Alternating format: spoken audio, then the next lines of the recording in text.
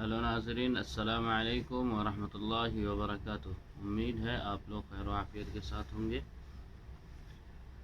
ابھی جا رہا تھا ایک ریئیکشن ویڈیو بنانے جو کہ بہت خوبصورت ہے، اور آپ لوگ پورا دیکھیے، اینڈ تک دیکھیے، اور اگر اچھی لگے تو سبسکرائب کریے، لائک کریے، اینڈ شیئر کریے، اور اپنے بھائی پر پیار بنائے رکھیں، اور اس ویڈیو کو زیادہ سے زیادہ شیئر کریں اور سپورٹ بھی کریں۔ ابھی نیا چینل بنایا ہوں تو سپورٹ کی ضرورت ہے۔ یہاں پر ملتی ہیں، یہاں ملتی ہیں، تو یہاں پر پھر وہ شکل اس کی اصل ختم ہو گئی مذہب کی، اور اس میں وہ محض کہانوی اور وہ جو ہے وہ کہانی اور ڈرامہ اور یہی چیز جو ہے وہ مذہب کی شکل لے لیا یہاں پر۔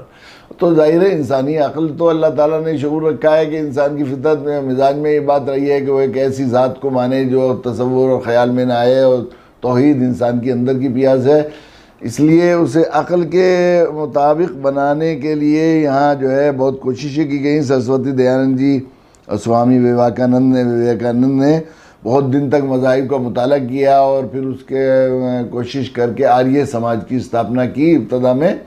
اور سوامی وویکانند تو کچھ روز تک انہوں نے اسلام کو بھی فالو کیا۔ تو بہت سی مذاہب کی اچھی ایسی چیزیں جو ان کی عقل کے مطابق عقلی تھی اور شعور کے مطابق صحیح تھی، عقل کے خلاف نہیں تھی۔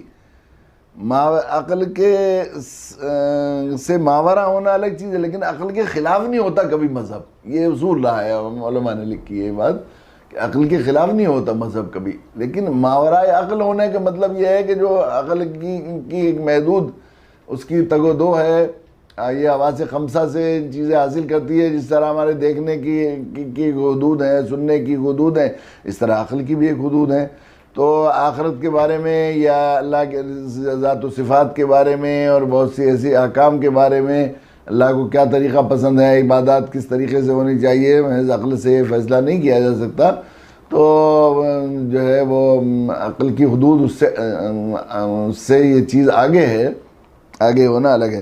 تو انہوں نے عقل کے مطابق کرنے کے لیے اس کو جو ہے کوشش کی، اور ایک آریہ سماج کی استھاپنا کی۔ اس آریہ سماج کو بھی اور ریفارم کر کے گایتری پریوار کی استھاپنا کی گئی۔ پنڈت شری رام شرما بہت بڑے اسکالر تھے۔ بہت سے ہمارے یہاں ہندوؤں کے بڑے بڑے اسکالرز یہ بات کہتے ہیں کہ پچھلے 350 سال میں سارے ہندو اسکالر نے ہندو مذہب پر اتنا کام نہیں کیا جتنے اکیلے پنڈت شری رام شرما نے کیا۔ اور یقیناً ابھی ہم لوگ وہاں گئے تھے رانی گنج بہار میں، ایک بہت بڑا پروگرام تھا 15 روزہ گایتری پریوار کا۔ تو پنڈت شری رام شرما کی لکھی ہوئی کتابوں کا ایک وہ لگایا گیا تھا اسٹال، تو حیرت ہو گئی کہ ایک آدمی اتنی کتابیں بھی لکھ سکتا ہے۔ ایک بہت بڑے حال میں ان کی لکھی ہوئی کتابیں تھیں۔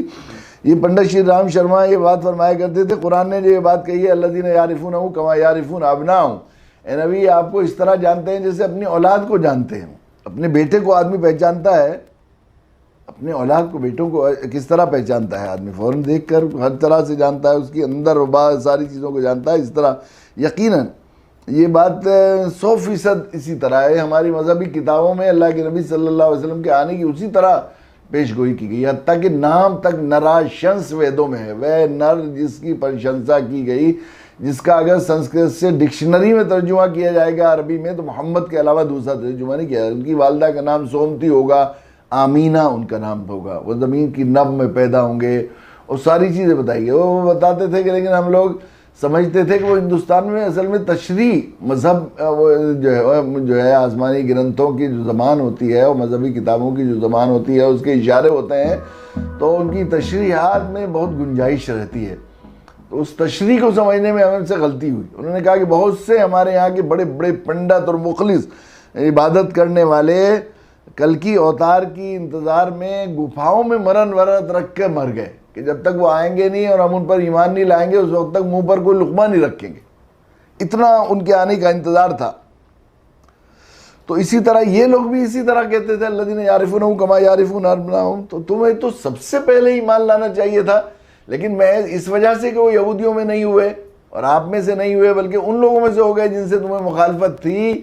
تو یہ بات حق تو جہاں صحیح بات یہ ہے کہ دو چیزیں کچھ چیزیں ایسی ہوتی ہیں جو حق کی مخالفت پر آمادہ کرتی ہیں، کچھ چیزیں ہوتی ہیں جو حق کی قبولیت میں رکاوٹ ہوتی ہیں۔ حق کی قبولیت میں رکاوٹ جو سب سے بڑی چیز ہوتی ہے وہ رواج ہوتی ہے، باپ دادوں سے جو بات چلی آ رہی ہے اس سے ہٹنا انسان کے لیے ذرا مشکل ہوتا ہے۔ اس لیے کفار قریش ہمیشہ، اور انبیاء علیہ السلام کی قومیں اپنی قوم کو، اپنے نبیوں کو یہی کہتے رہی، ما الفینا علیہ آبانا، جس کو ہمارے باپ دادوں سے کرتے آئے ہیں اسے کیسے چھوڑ دیں؟ تم ان خداؤں سے ہمیں ہٹا رہے ہو۔